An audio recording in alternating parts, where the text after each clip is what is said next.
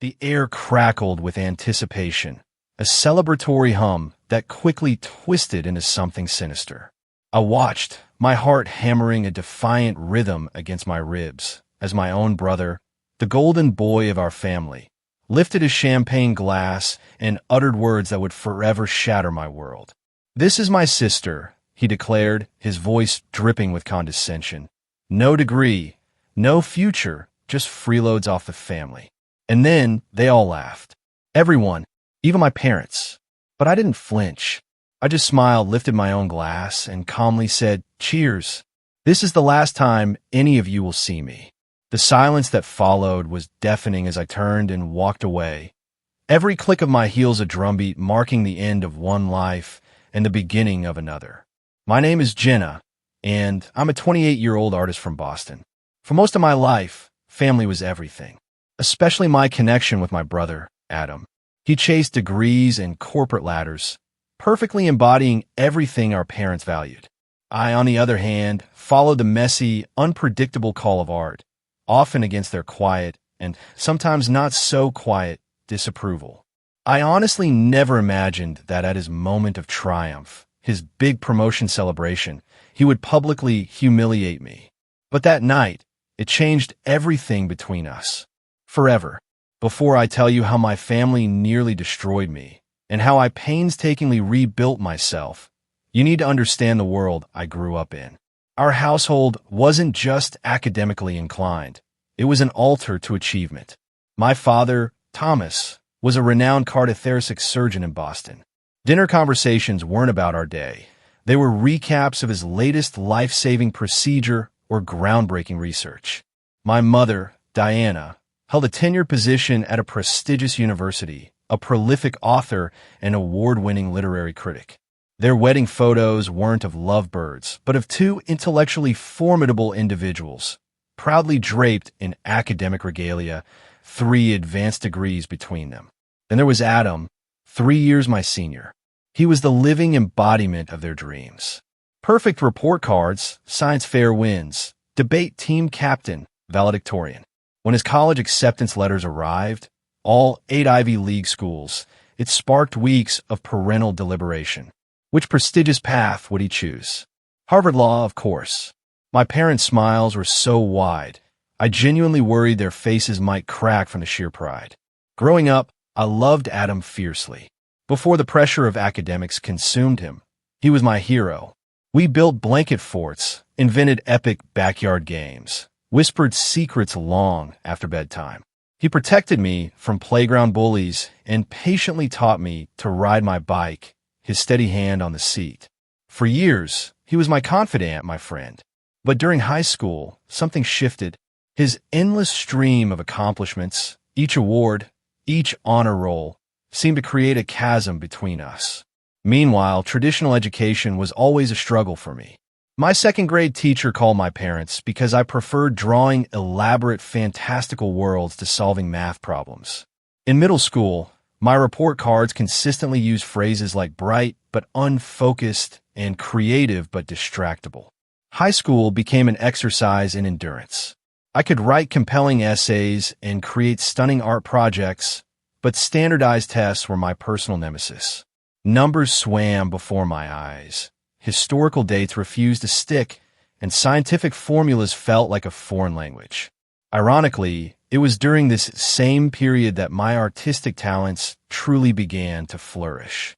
I won regional art competitions, had my work displayed in youth galleries, and received genuine praise from professional artists who reviewed my portfolio.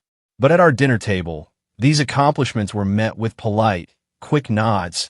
A brief pause before the conversation inevitably swung back to Adam's latest academic triumph or my parents' professional accolades. My achievements were simply not in the same league. When college application season arrived my senior year, the inevitable conflict erupted. I wanted to go to art school, to immerse myself in my passion. My parents insisted on a traditional 4-year university, maybe with an art minor, if I maintained perfect grades. The arguments grew heated. My father, with a dismissive wave, declared he wouldn't waste money on a degree in finger painting. I countered that I wouldn't waste years studying subjects that would never serve my future.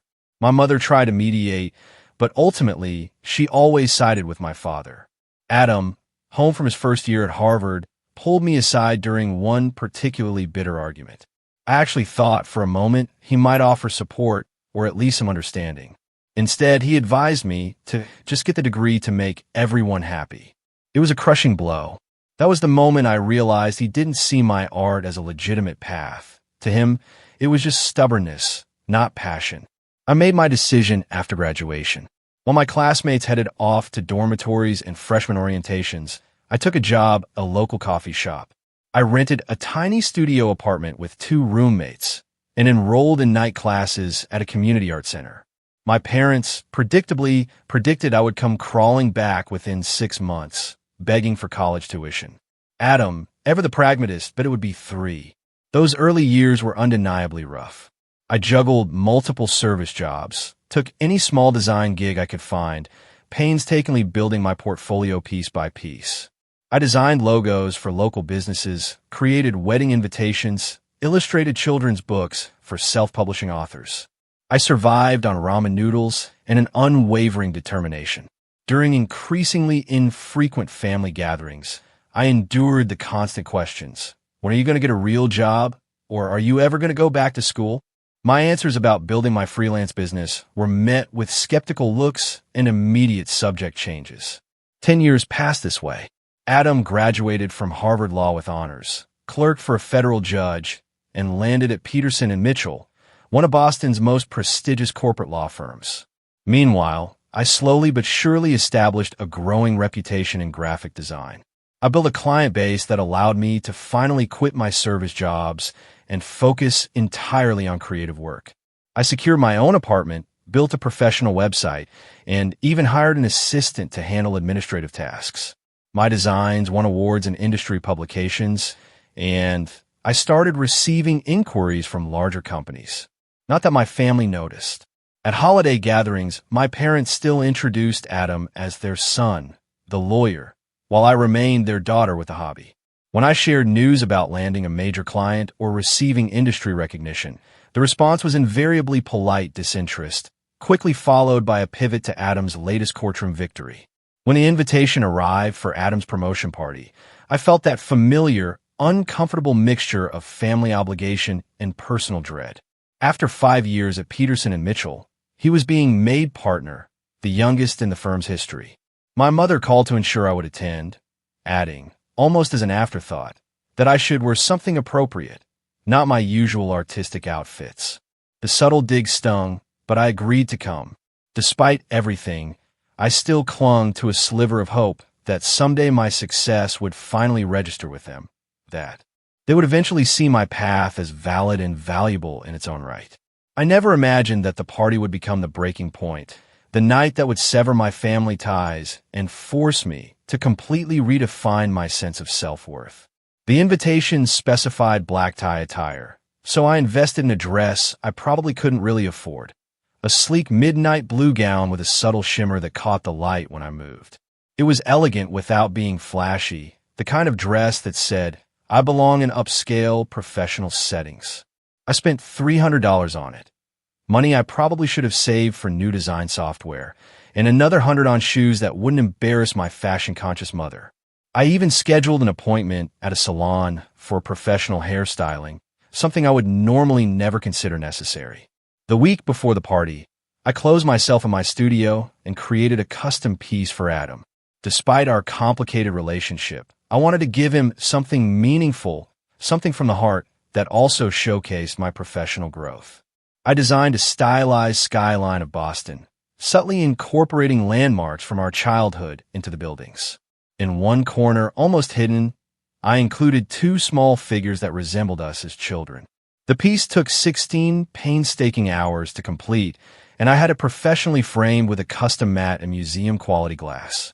It was the kind of gift that demonstrated both my professional skills and our personal connection.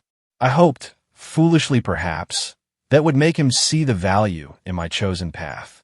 The morning of the party, I rehearsed responses to the inevitable questions about my career. I prepared concise descriptions of my recent projects, memorized impressive client names, and practiced explaining my business growth in terms business-minded people would appreciate. I reminded myself that my annual income now matched what many college graduates earned, that I owned my work rather than renting my time, that I had built something from nothing through sheer talent and perseverance. Standing before my mirror, I practiced smiling through uncomfortable comments. I'm doing well, thank you. Business has been excellent this quarter. I just signed a contract with a national retail chain. Yes, I'm completely self-employed. No, I don't regret not going to college. The freelance market for designers is actually quite robust. I took an Uber to the venue, a historic hotel in downtown Boston, known for hosting political fundraisers and society weddings. The driver asked if I was attending a special event, and I felt a surge of pride as I explained my brother was being made partner at his law firm. For that brief ride, I actually basked in a little reflected glory and familial connection, blissfully unaware of how the night would actually unfold. The hotel lobby gleamed with marble floors and crystal chandeliers. Following the signs to the Peterson and Mitchell event, I approached the ballroom with a growing knot of anxiety. Outside the doors stood my parents, already deep in conversation with people I assumed were Adam's colleagues. My mother wore a designer dress I recognized from luxury store windows, while my father's tuxedo looked custom-tailored. They made a striking couple, still handsome and distinguished in their early 60s. I called out a greeting, waving as I approached. My father merely nodded in acknowledgement, continuing his conversation without pause. My mother turned, giving me a quick, critical assessment before pecking my cheek with a kiss that never quite landed. "You're late," she whispered, smoothing my already smooth hair. "We told you 6:30 for photographs." "The invitation said 7, I replied, showing her the card I'd brought in my clutch. "The family was asked to arrive early," she said with a slight frown. "Adam specifically mentioned it to us." "Didn't he call you?" "He didn't," I said, though I knew it wasn't an oversight. Adam had long stopped including me in family coordination. "Well, you're here now," my mother said, already turning back to the group she'd been speaking with. "Find your place card inside. I believe you're at table 11. My father finished his conversation long enough to give me a brief, one-armed hug. "Good to see you, Jennifer," he said, using my full name as he always did. "It's Jenna, Dad." I corrected automatically, though he'd been making the same mistake for 28 years. Right. He nodded distractedly before spotting someone across the room. "You'll have to excuse me. That's Judge Williams. I should say hello." I stood alone for a moment before making my way into the ballroom. Round tables draped in white linens surrounded a small dance floor. Each centerpiece featured white roses and miniature replicas of law books. A string quartet played softly in the corner. Servers in black tie circulated with champagne and hors d'oeuvres. I spotted Adam immediately, tall and broad-shouldered like our father. He stood at the center of an admiring circle. His tuxedo fit perfectly, his hair expertly styled, his gestures confident as he told a story that had his audience laughing appreciatively. Success looked natural on him, as though he'd been born for this moment. I hesitated, clutching my gift bag, unsure whether to approach. Adam solved my dilemma by glancing up and noticing me. He said something to his group before breaking away and striding toward me. "Jenna, you made it," he said, kissing my cheek. His cologne was expensive, his smile practiced. "Congratulations on the promotion," I said sincerely. "This is quite a celebration." "Firm tradition," he replied with a casual wave. "Every new partner gets the full treatment. Most of the guests are colleagues and clients, but I insisted on family, too, though I see you missed the photos." "I wasn't told about them," I said, but managed to keep my tone light. "I brought you something." I extended the gift bag. Adam took it with a distracted, "Thank you," immediately setting it on a nearby table without looking inside. "I'll check it out later. Come meet some people." He led me to a group of impeccably dressed professionals who regarded me with polite curiosity. "This is my sister," Adam announced, without offering my name or profession. One woman extended her hand. "I'm Stephanie Morris, head of corporate litigation. What firm are you with?" Before I could answer, Adam laughed. "Oh, Jenna's not a lawyer. She's an artist. She draws pictures." I'm actually a graphic designer, I clarified, trying to maintain my composure. I run my own studio, specializing in branding and commercial illustration. How interesting, Stephanie said, in the tone people use when they find something anything but interesting. And where did you study? I'm self-taught, I replied, keeping my voice steady. I've been building my business for 10 years now. Adam jumped in. Jenna decided college wasn't her thing. He made air quotes around the word decided, drawing knowing smiles from his colleagues. Excuse me, I said, pretending to spot someone across the room. I need to say hello to someone. I retreated to the bar, where I ordered a glass of white wine and took a long, steadying breath. The evening had barely begun, and already I felt diminished. I reminded myself I had nothing to prove to these people. My work spoke for itself. My clients value my talent. My bank account validated my choices. But as the night progressed, the small cuts continued to accumulate. During dinner, I was seated at a table far from the main party with distant relatives and a couple of administrative staff. When conversation turned to careers, any interest in my work evaporated the moment I mentioned my lack of formal education. During the pre-dessert mingling, my mother introduced me to her university colleagues as her daughter, who has always been creative. Her tone suggesting creativity was a charming but ultimately useless trait. I overheard my father telling his medical friends about Adam's academic achievements, detailing every honor from kindergarten perfect attendance to law school law review. When someone politely asked about me, he replied that I was finding my way, still figuring things out. I was 28 years old with an established business, yet in his eyes, I remained eternally unfinished, permanently in progress. As dessert was being served, the firm's managing partner took to the small stage and tapped a microphone. Ladies and gentlemen, he announced, it's time to celebrate our newest partner, Adam Harrison. Applause filled the room as Adam made his way to the stage.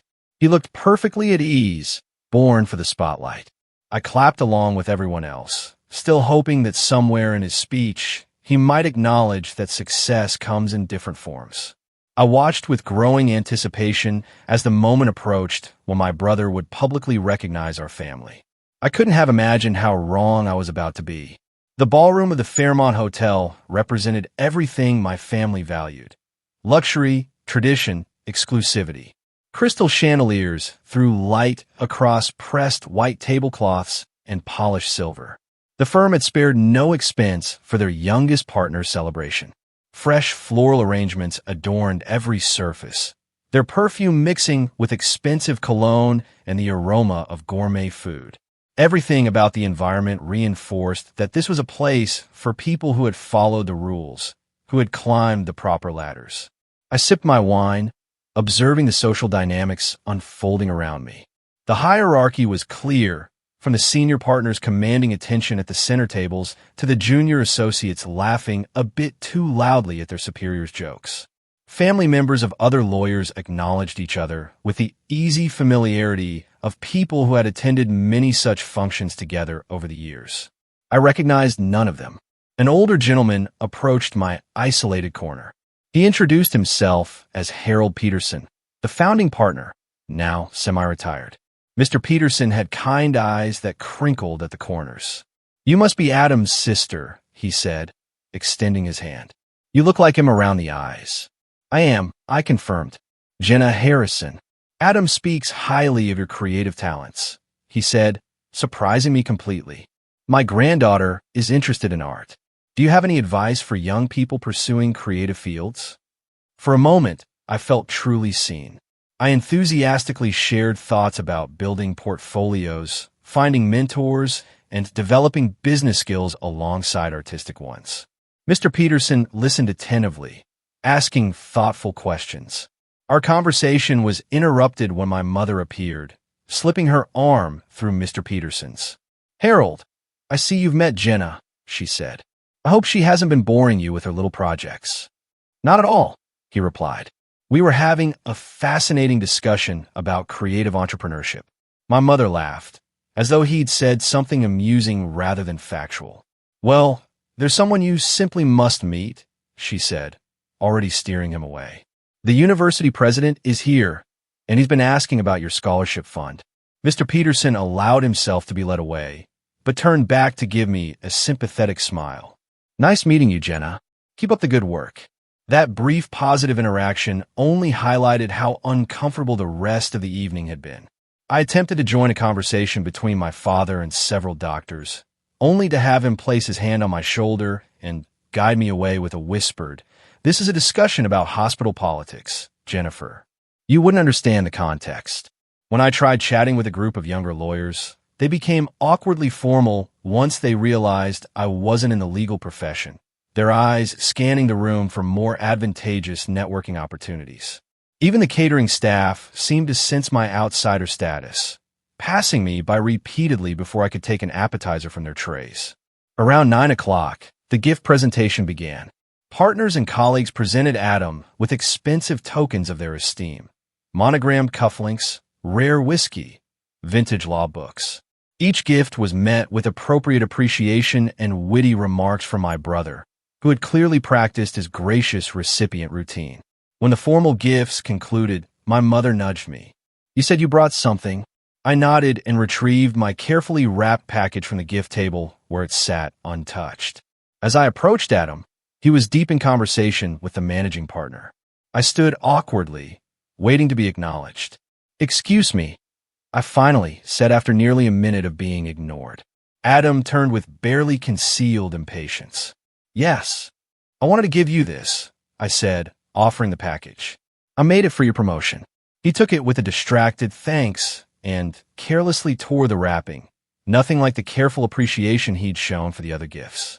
The custom frame caught the light as he held up the artwork with a puzzled expression. "It's the Boston skyline," I explained, with places from our childhood hidden in the details. "See, there's the park where we used to play and the ice cream shop on the corner. And those two small figures there are." "That's nice," he interrupted, clearly uninterested in the personal touches that had taken me hours to incorporate. He set the artwork down against the wall without even finishing his examination. "Not really my style, but thanks for the thought." My mother appeared beside him and glanced at the piece. "Oh, another one of your drawings," she said, as though I presented him with a crayon scribble rather than a professional piece worth hundreds of dollars. "That's sweet, dear." She picked it up and squinted at it. "Is this supposed to be Boston? The proportions seem off." "It's stylized, Mom," I explained, trying to keep the disappointment from my voice. "It's not meant to be photorealistic." "Well, it's the thought that counts," she said, setting it back down and straightening Adam's already perfect tie. The photos from earlier came out beautifully. The photographer said he's never seen such a photogenic family. The implication that the family photos were complete without me wasn't lost on anyone. As dinner concluded and the formal program approached, I found myself increasingly isolated.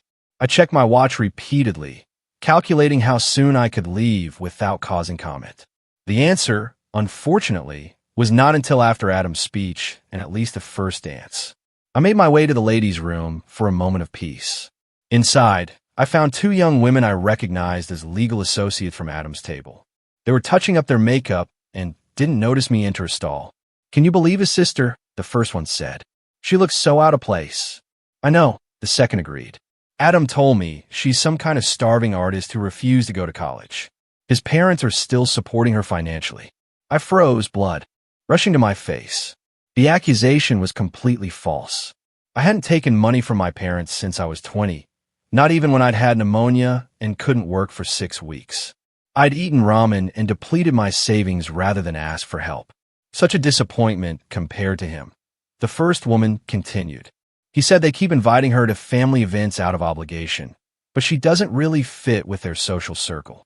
I must have made a sound because both women suddenly went silent. I waited until they left before emerging, hands shaking as I washed them at the sink. My reflection showed flushed cheeks and overly bright eyes. I took several deep breaths, determined not to let them see me affected. Returning to the ballroom, I found the lights dimmed and attention focused on the small stage where the managing partner was introducing Adam. My father caught my eye from the front table and frowned, gesturing at his watch. I slipped into an empty seat at the back, unwilling to cause a scene by walking to the family table. Now, as Adam took the microphone and began his speech, I try to focus on breathing evenly and maintaining my composure. I still believe, despite everything, that when he acknowledged his family's support, he would include me with some small, kind mention. Perhaps a joke about his artistic sister who took a different path but still supported him. Maybe even a thank you for attending despite our differences. I couldn't have been more wrong, and the moment that proved it was rapidly approaching. Adam stood on the small stage, commanding the attention of every person in the room. The spotlight emphasized his perfect posture, his confident smile, his tailored tuxedo. He began by thanking the firm partners for their mentorship, delivering carefully crafted compliments to each senior attorney by name. The crowd nodded appreciatively as he acknowledged their wisdom and guidance. He spoke about his commitment to the firm's values and his vision for contributing to its prestigious legacy. I started to relax slightly. Perhaps the speech would remain purely professional, sparing me any family references at all. That would be better than a negative mention. I could slip out during the applause and text my congratulations later from the safety of my apartment. But then Adam shifted gears. Now for the personal acknowledgments, he said, his voice warming. I wouldn't be standing here tonight without the unwavering support of my family. The spotlight widened to include my parents at their front row table. They beamed with pride, my mother dabbing at her eyes with a monogrammed handkerchief. My father, Dr. Thomas Harrison, Adam continued, taught me the value of precision, excellence, and dedication. My mother, Professor Diana Harrison, instilled in me a love of language and persuasive communication. Together, they showed me that with discipline and focus, any goal is achievable. My parents stood to receive a round of applause. My father placed his hand over his heart in a gesture of appreciation. My mother blew Adam a discreet kiss. I clapped along with everyone else, feeling the familiar pang of exclusion, but nothing I hadn't experienced before. Maybe he would stop there. Maybe the family acknowledgments were complete. Adam raised his champagne glass. I'd like everyone to raise a glass to the people who shaped me into the man I am today. The room complied, glasses lifting in unison. To my mentors, my parents, and my friends, Adam said. And of course, his eyes scanned the room until they found me in my back corner. A smile spread across his face that sent a chill down my spine. It wasn't his genuine smile, but the one I'd seen when he was about to win an argument at someone else's expense. And of course, Adam continued, gesturing toward me with his glass, to my sister, Jenna, who joined us tonight. The spotlight swung wildly until it located me, its brightness temporarily blinding after the dimness of my corner. I felt every eye in the room turn to examine me. I managed a small smile and slight nod, hoping this moment would pass quickly. Adam chuckled into the microphone. For those who don't know her, this is my sister. No degree, no future, just freeloads off the family. She's our cautionary tale of what happens when you don't apply yourself. The room erupted in laughter, and my parents, instead of defending me, joined in. My father shook his head in mock disapproval, while my mother covered her smile with her hand, both clearly comfortable with me as the family joke. The spotlight remained fixed on me, exposing every micro-expression that crossed my face. I felt heat flood my cheeks, and a rushing sound filled my ears. Time seemed to slow down, each second stretching painfully as the laughter continued. In that moment, something crystallized within me. This wasn't a one-time humiliation. This was simply the public version of how my family had always seen me. Every diminished accomplishment, every backhanded compliment, every comparison to Adam suddenly appeared in perfect clarity as parts of a consistent, suffocating pattern. I had been the family disappointment from the moment I chose my own path, and nothing I achieved would ever change that perception. I had two choices. I could flee the room in tears, confirming their belief in my instability and immaturity. Or I could respond with the dignity they clearly didn't think I possessed. With deliberate calm, I stood up. The laughter began to subside as people noticed my movement. I walked slowly toward the front of the room, feeling the weight of every gaze. The spotlight followed me, highlighting my journey from shadow to center stage. When I reached the main table, I picked up an untouched champagne flute. I looked directly at Adam, still standing at the microphone. His expression had shifted from smug amusement to slight confusion. He hadn't expected a reaction beyond embarrassed acceptance or hasty departure. I raised my glass toward him, mirroring his earlier gesture. My hand was perfectly steady. I smiled, not a hurt smile or an angry one, but the calm smile of someone making a life-changing decision with absolute certainty. "Cheers," I said, my voice carrying clearly in the now silent room. "This is the last time any of you will see me." I took a sip of champagne, set the glass down gently, and turned to leave. The click of my heels against the hardwood floor echoed in the complete silence that had fallen over the ballroom. No one called after me. No one tried to stop me. Perhaps they thought it was just a dramatic gesture, rather than a genuine farewell. As I retrieved my wrap from the coat check, I heard the hum of conversation resume behind me, Adam's amplified voice making some joke to dispel the awkwardness. By the time I stepped into the cool night air, applause had broken out again, the celebration continuing without interruption. In the taxi home, I didn't cry. I felt oddly calm, like someone watching a film of someone else's life. The city lights blurred past the window as I made mental lists of what needed to be done. This wasn't an impulsive reaction, but the final acknowledgement of a truth I had been avoiding for years. My family would never see me as I truly was, and continuing to seek their approval would only destroy me, piece by painful piece. The driver asked if I was okay, and I realized I'd been sitting in silence outside my apartment building for several minutes after we'd arrived. "Yes," I replied, surprising myself with how certain I felt. For the first time in years, I think I really am. The moment I entered my apartment, I switched my phone to airplane mode.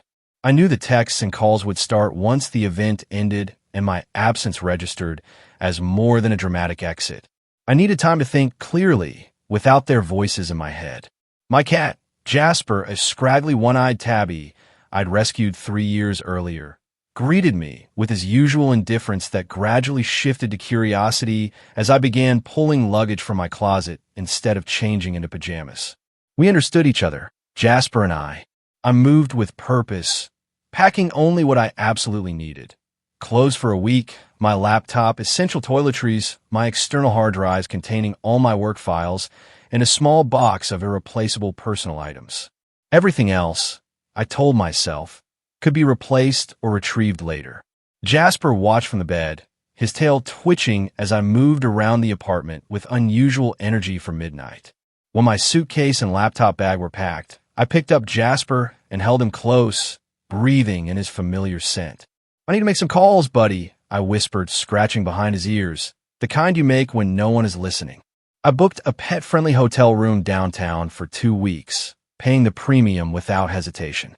I emailed my 2 current clients, explaining I had a family emergency and would be working remotely for a while, but assuring them all deadlines would be met. I set up mail forwarding to a post office box I would establish the next day. At 2 a.m., I finally turned my phone back on. As expected, there were multiple missed calls and texts. Most were from my mother, ranging from confused, "Where did you go?" to irritated, "You're being very dramatic," to concerned, "Are you driving? Please respond." My father had called once, but left no message. Adam hadn't reached out at all. I texted my mother simply, "I'm safe. I need space. Please respect that." Then I turned off my phone again, set my alarm for 7, and tried to sleep.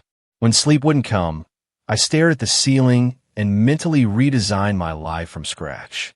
At 7, I loaded Jasper into his carrier, packed my bags into an Uber, and left my apartment key with my neighbor, Lisa, asking her to water my plants until I figured out next steps.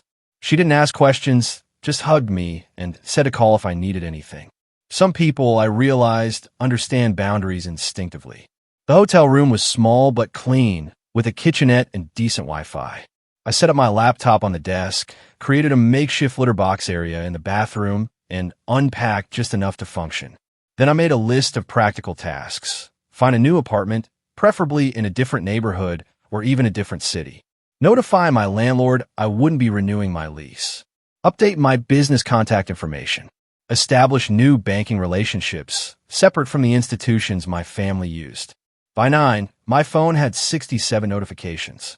I ignored them all and called a real estate agent instead, explaining I needed a short-term rental with option to buy, budget flexible, available immediately. The urgency in my voice must have communicated itself because she promised to send listings that same day. I worked through the morning, focusing on a branding project due the following week. The familiar rhythm of design calmed me, the creative flow pushing away thoughts of the previous night. Around noon, I finally checked my messages. My mother had progressed from concern to anger. Your behavior was completely inappropriate.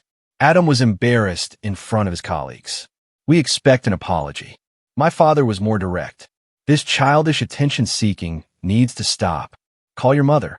Then I saw 3 messages from numbers I didn't recognize. The first was from Harold Peterson. Your brother's comments were out of line. If you're interested in design work for our firm's rebranding, please call me. The second was from Adam's colleague, Stephanie. That was the most dignified exit I've ever witnessed. Adam was wrong about you. Let me know if you need a good lawyer. The third was from my cousin Taylor, my only relative who had chosen a non-traditional path. Whatever you're doing, I support you. Been there. Call me if you need a friendly voice. These unexpected allies brought the first tears since the incident. I hadn't realized how completely I'd internalized my family's narrative about my isolation and failure. There were people who saw me differently, who recognized something in me worth supporting. I saved their numbers, but wasn't ready to respond yet. I spent that first week in a productive blur. During the day, I worked on client projects with new intensity. Evenings were dedicated to researching locations where I might restart my life. I considered New York, Chicago, Seattle, anywhere with a strong creative economy and no family connections. I interviewed 3 potential assistants who could work remotely, eventually hiring Zach, a recent design school graduate with excellent organizational skills and no ties to Boston's interconnected social world. My mother's texts grew increasingly frantic as the days passed without a response. By day 5, she was threatening to file a missing persons report, though I had clearly told her I was safe and needed space. I finally responded with a formal email, copying my father. I'm not missing. I am taking necessary space from a family dynamic that has become harmful to my well-being. I am safe, employed, and housed. Please do not contact the authorities with false concerns, as that would waste their resources and damage our relationship further. I will reach out when I am ready to communicate. The response came within minutes. A lengthy email from my father detailing all the ways they had supported me, the sacrifices they had made, and the ingratitude I was showing. He referenced family therapy as though it were a threat rather than a potentially helpful suggestion. The message contained not one word of apology for Adam's behavior or acknowledgement of why I might have been hurt. I forwarded the email to a new therapist I had. Scheduled an appointment with Dr. Melissa Jenkins, adding context for our first session tomorrow. 10 days after the party, I found my new home, a loft apartment in Philadelphia's Arts District.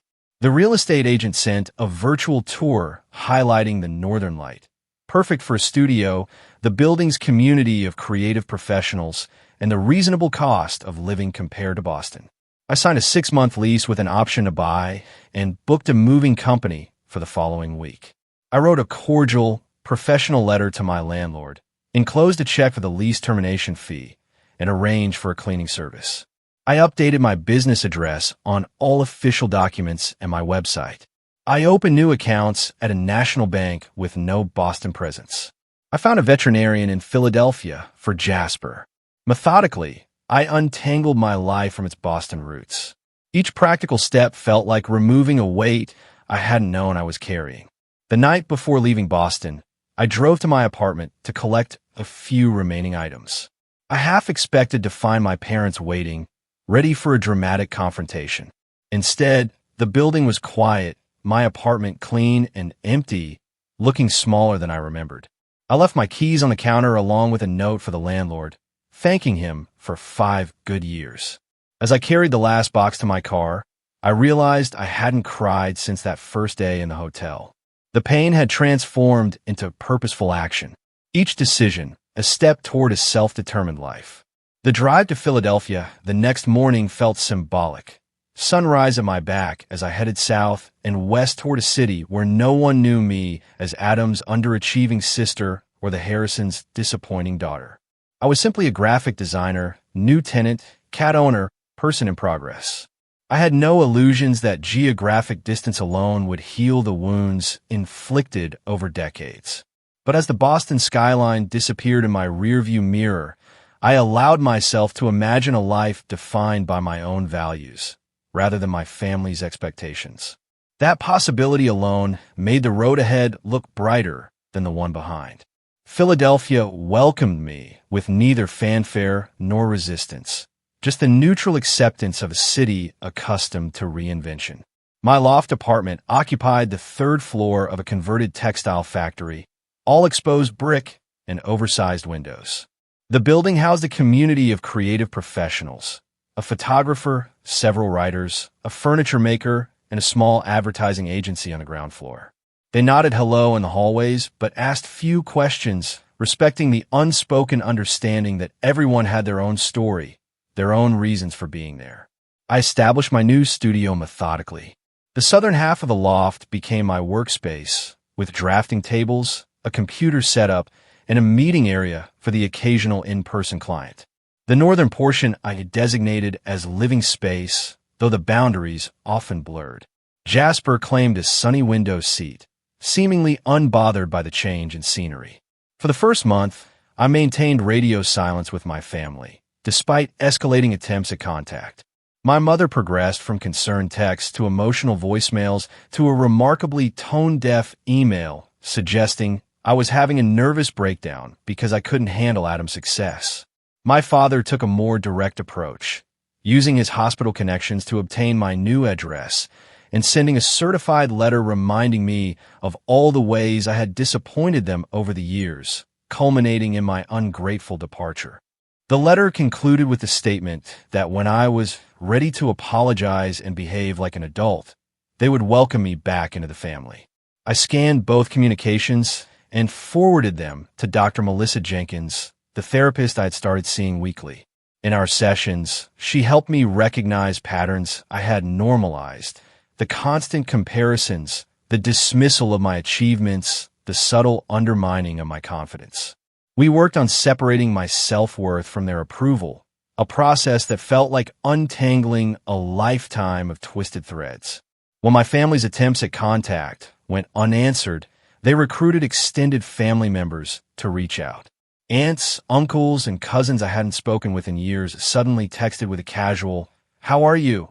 that inevitably led to, "Don't you think you're being hard on your parents?" questions. I responded politely but firmly that I was taking necessary space for my well-being and would appreciate their respect for that boundary.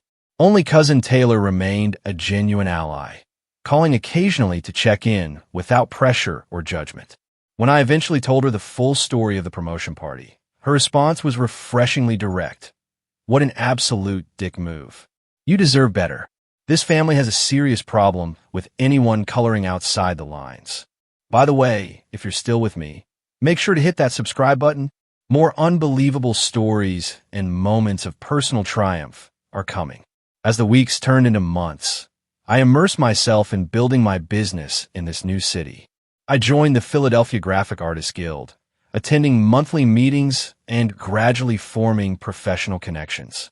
I accepted an invitation to speak at a community college about entrepreneurship in creative fields, sharing my journey with students who reminded me of my younger self.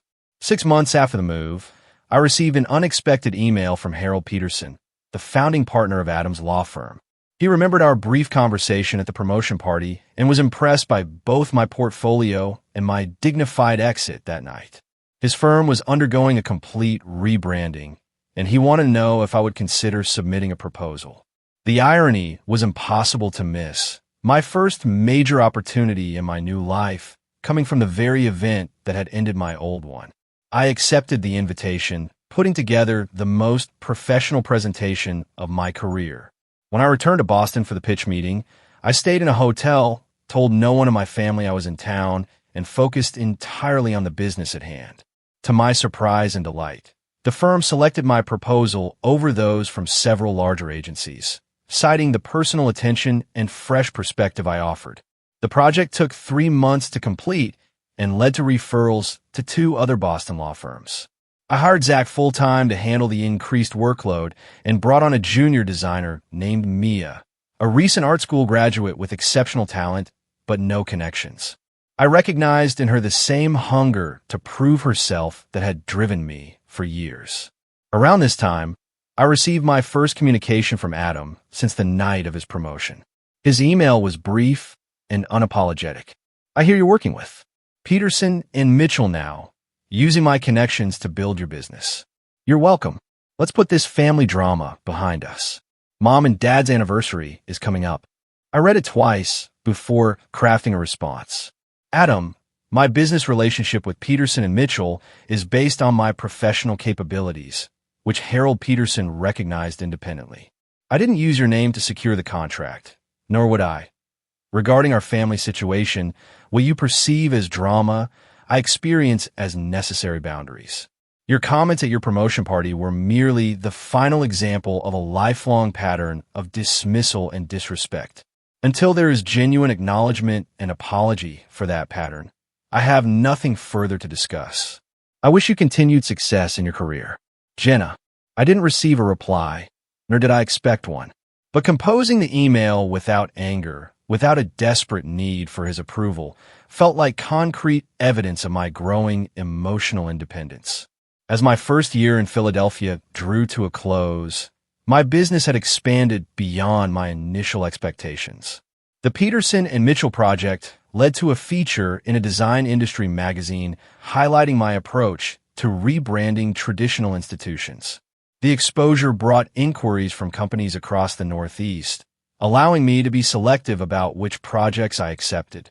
With financial security came the confidence to explore new creative directions. I developed a series of workshops for self-taught artists navigating the business side of creative careers, drawing from my own experience. I addressed the practical challenges and emotional obstacles that weren't covered in traditional education. The first workshop sold out within days, confirming that my unconventional path held value for others facing similar journeys.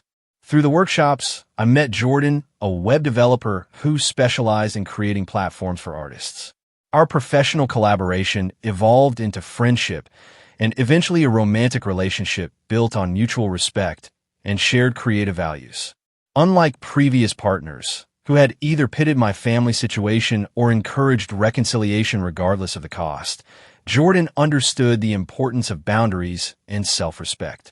When I told him the full story of the promotion party, his response was exactly what I needed. "That must have hurt terribly. And your response was incredibly brave." With this growing support system of friends, colleagues, and my relationship with Jordan, I began to recognize that family could be chosen rather than merely inherited. These were people who valued me for exactly who I was, not who they wished I would become.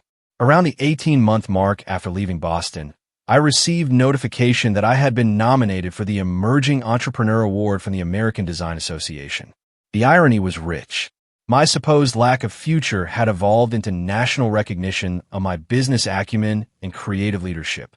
The award ceremony would be held in New York, and I was expected to give a short acceptance speech if I won. I didn't tell my family about the nomination. Their validation was no longer necessary for me to recognize my own achievements. Instead, I invited Jordan, Mia, Zach, and Cousin Taylor to attend as my guests. The night of the ceremony, wearing a designer dress I had easily afforded, I sat at a table surrounded by people who genuinely celebrated my success.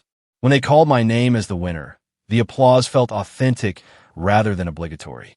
Standing at the podium, looking out at a room full of industry peers who valued my work on its own merits, I felt a sense of belonging I had never experienced in family gatherings. My speech acknowledged the untraditional path that had brought me there and thanked those who had supported my vision rather than trying to reshape it. I didn't mention my family directly, but I included a line that Taylor later told me made her tear up. Sometimes the most important step in finding your true path is having the courage to walk away from those who cannot see its value. The next morning, my phone contained congratulatory messages from colleagues and friends, but also an unexpected text from my mother. Saw your award online. Your father and I are confused about why we weren't invited or mentioned. When will this punishment end? Her message crystallized how little had changed in their perspective, how completely they had missed the point of my departure. It wasn't punishment, it was protection. I showed the text to Jordan, who simply said, "Still making it about them." Huh? I didn't respond immediately. Instead, I spent the day exploring New York with my chosen family, celebrating not just the award, but the life I had built from scratch. That evening, browsing through an art supply store, I realized I was genuinely happy. Not the performance of happiness I had maintained through years of family gatherings, but authentic joy built on self-determination and genuine connection. 2 years after walking out of Adam's promotion party, I had transformed from the family disappointment into an award-winning business owner with a thriving creative practice, meaningful relationships, and hard-won self-respect. The journey hadn't been easy or linear, but each step had carried me further from the limiting narrative my family had constructed and closer to the truth of who I could become when freed from their expectations. What I couldn't have anticipated was that the next phase of this journey would involve confronting the past directly, rather than simply building around its absence. The opportunity to do so arrived unexpectedly, testing whether my newfound strengths could withstand direct contact with the people who had spent a lifetime undermining it. The industry conference in Chicago marked the 3rd anniversary of my departure for Boston. I had been invited to speak on a panel about entrepreneurship in creative fields, sharing the stage with designers I had once admired from afar. My business had grown to a team of 6 with offices in both Philadelphia and New York. The days of questioning my path had long since faded, replaced by the quiet confidence that comes from building something enduring. During the networking lunch following our panel, I was deep in conversation with a potential client when I felt a tap on my shoulder. Turning, I found myself face-to-face with Adam for the first time since that night at the Fairmont Hotel. He looked essentially the same. Perfectly tailored suit, confident posture, practiced smile. Yet something in his eyes had changed, a hint of uncertainty that had never been there before. "Jenna," he said, his voice carefully neutral. "I thought that was you on the speaker list. You look different." I nodded, maintaining my professional composure. "Adam, this is unexpected. Are you attending the conference?" He shook his head. "I'm representing a client who's sponsoring the event. I saw your name in the program." An awkward silence fell between us. 3 years of unspoken words creating an almost tangible barrier. Finally, Adam cleared his throat. "Do you have time?" "For coffee?" he asked, gesturing toward the hotel lobby. I considered refusing, using my busy schedule as an excuse, but curiosity prevailed. I excused myself from the potential client, promising to follow up later, and accompanied Adam to the lobby cafe. We sat at a small table by the window, both of us stiff and formal. Adam ordered an espresso while I chose herbal tea. When the server left, he studied me with an expression I couldn't quite read. "You're doing well," he observed. "I see your work everywhere now." The Madison Avenue campaign was particularly impressive. I was surprised he had noticed, much less remembered, my work. "Thank you," I replied. "How are things at Peterson and Mitchell?" "Busy," he said. "I'm on track for managing partner next year." "Congratulations," I said, and I meant it. His ambition had always been clear, and his achievements were genuine, whatever I thought of his personal behavior. Another silence descended, heavier this time. Adam fidgeted with his espresso cup, uncharacteristically hesitant. "Look," he finally said, "about what happened at my promotion party."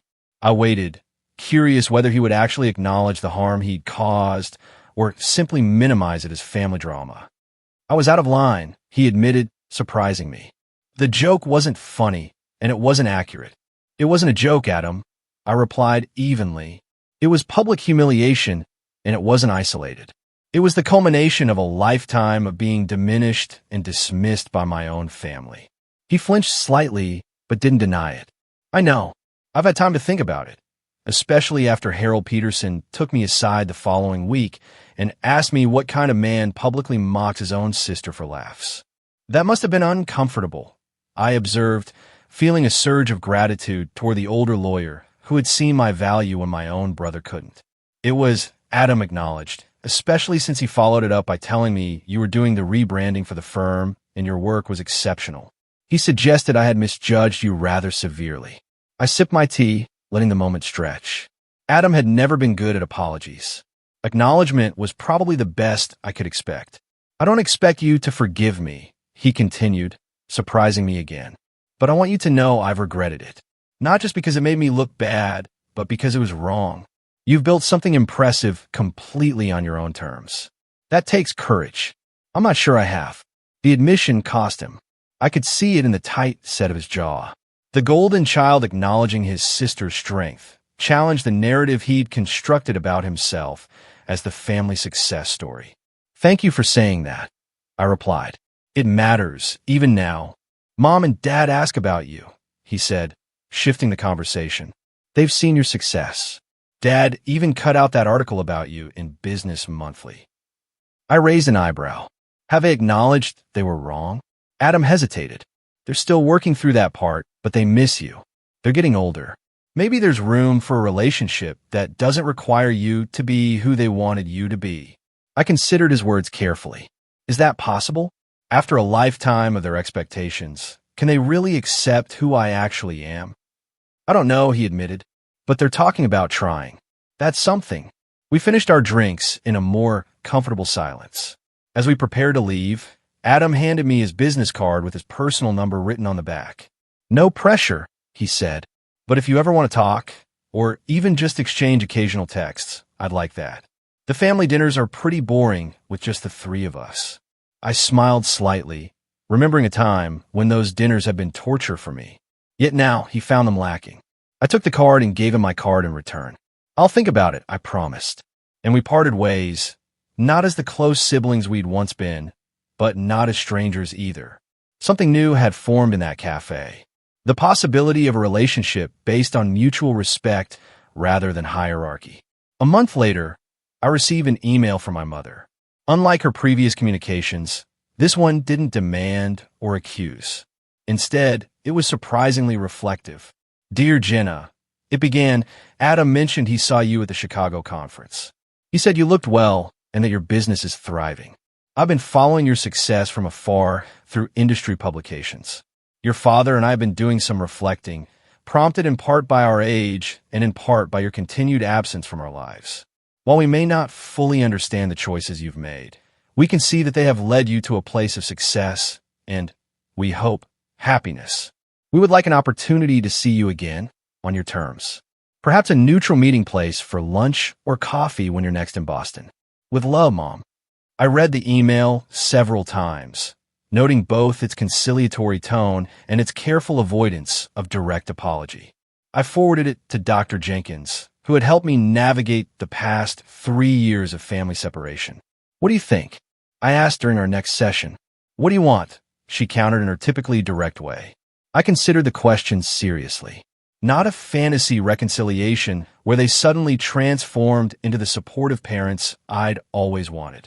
Not a continuation of complete estrangement either. Perhaps something in between, a limited relationship with clear boundaries. I want to be seen for who I am, I finally replied. Not as a disappointment or a project, or even as a success story they can now claim. Just as myself, with all my complexities and choices. Then perhaps that's what you should tell them, she suggested. See if they're capable of meeting you there. I composed a careful response to my mother, agreeing to meet when I was next in Boston for business. I specified a cafe near my hotel rather than our old family haunts, a neutral territory where we could begin this tentative reconnection. 2 weeks later, I sat waiting at a table by the window, watching for their arrival. My parents entered precisely on time, my father scanning the room methodically, while my mother spotted me immediately. They looked older than I remembered, more fragile somehow, though still carrying themselves with the dignity of people accustomed to professional respect. The initial greetings were awkward, physical contact limited to brief, stilted hugs. We ordered coffee and pastries, making small talk about the weather and my flight. Finally, my father cleared his throat.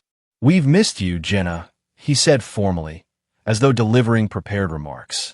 "Your mother and I have discussed the events that led to your departure at length." I noticed he didn't specifically mention Adam's behavior or their own. "I'm glad you've been successful," he continued. "The design award was quite prestigious, I understand." "Thank you," I replied, keeping my voice steady. "My work has been fulfilling, but I didn't agree to meet to discuss my professional achievements. I wanted to address the relationship dynamics that made it necessary for me to leave." My mother flinched slightly. "Must we rehash old grievances?" she asked. "Can't we simply move forward?" I shook my head. Moving forward requires understanding how we got here. For years, I was treated as less valuable because I chose a different path. Adam's comments at his promotion party weren't an isolated incident. They were the culmination of a family culture that consistently undermined and dismissed me. My father started to object, but my mother placed her hand on his arm. "There may be some truth to that," she acknowledged quietly. "We had certain expectations, certain definitions of success. Your choices didn't fit those definitions, and we struggled to see beyond our own perspective." It wasn't quite an apology, but it was more self-awareness than I'd ever heard from her before. "I appreciate that recognition," I said. "What I need going forward is respect for my choices, my business, and my boundaries. I built a life I'm proud of. If you want to be part of that life, it needs to be on terms of mutual respect." My father nodded slowly. "We can try," he said. "We're not perfect, but we can try." We spent the rest of the meeting establishing parameters for this new relationship. Monthly phone calls, occasional visits, no unsolicited advice about my career or personal life. I made it clear that any backsliding into old patterns would result in me stepping back again. They agreed, though I could see the effort it took my father to accept these terms. As we prepared to leave, my mother hesitated, then asked, "Will you be at Christmas this year? We would very much like to have you there." I thought of the past 3 Christmases spent with friends and Jordan's family. Relaxed gatherings free from performance or judgment. "I'll consider it," I replied honestly. "But if I come, Jordan would come with me." "Your boyfriend?" my father asked. Adam mentioned him. "My partner," I corrected. "He's an important part of my life." They exchanged glances, but nodded in agreement. Our relationship remained a work in progress. In the following months, some conversations flowed naturally, while others triggered old patterns that required gentle but firm correction. My father struggled more than my mother with accepting me as an equal rather than a daughter to be guided. My mother made genuine efforts to ask about my work with real interest rather than polite tolerance. Adam and I established our own cautious reconnection, mostly through occasional texts about neutral topics. He sent articles related to my industry. I congratulated him on professional milestones.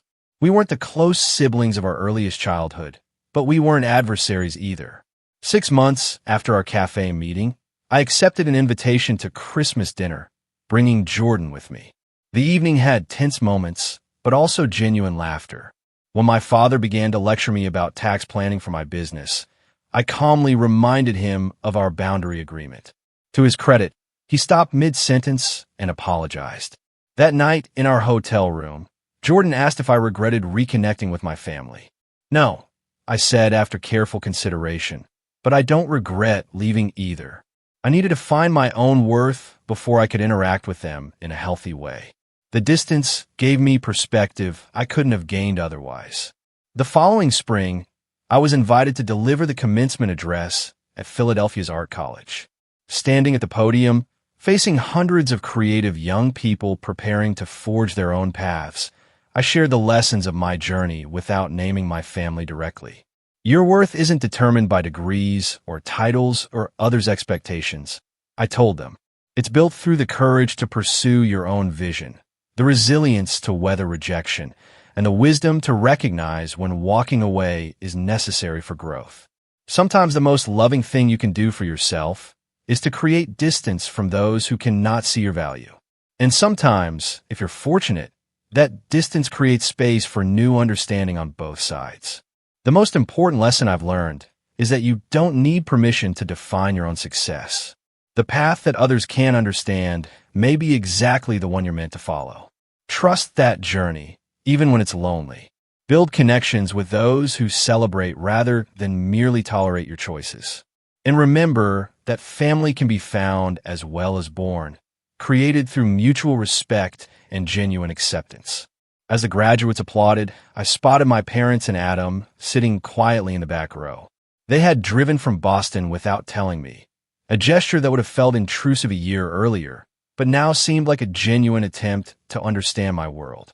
After the ceremony, they approached somewhat hesitantly, aware they were entering my territory rather than theirs. "That was quite powerful," my father said, genuine respect in his voice. "You've become quite the speaker." "I always knew you were articulate," my mother added, "but seeing you inspire all these young people." She trailed off, emotion making her uncharacteristically wordless. "Thanks for coming," I said, including all three of them in my smile. "Would you like to join us for lunch? My team has a table reserved to celebrate." They accepted, and for the first time, enter my professional world as guests rather than judges. As I introduced them to my colleagues and friends, I watched them struggle, and mostly succeed, at seeing me through others' eyes, not as the family disappointment, but as a respected mentor, successful business owner, and valued friend. The journey wasn't complete, the healing not absolute. There would still be moments of miscommunication and old habits resurfacing. But standing there, surrounded by my chosen family and my birth family, I recognized that true independence had given me the strength to attempt reconciliation without losing myself in the process. The path forward wasn't about forgetting the past, but about ensuring it no longer controlled my future. The painful night at Adam's promotion party had ultimately forced me to claim my own narrative, to build a life based on self-defined success rather than external validation. That freedom was worth every difficult step of the journey. Have you ever had to walk away from something familiar to find your true worth? Tell me what you think. I really want to know.